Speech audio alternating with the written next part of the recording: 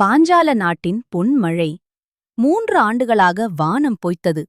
ஒரு காலத்தில் பொன்கொழித்த பாஞ்சால நாடு இன்று நீரின்றி பாலைவனமானது.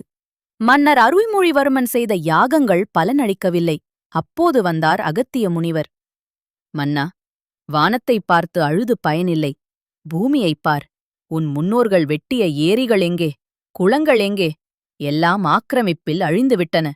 நீர்நிலைகளை சீர்செய், வானம் தானாக கருணை காட்டும் என்று இடித்துரைத்தார். மறுநாளே அதிசயம் நடந்தது.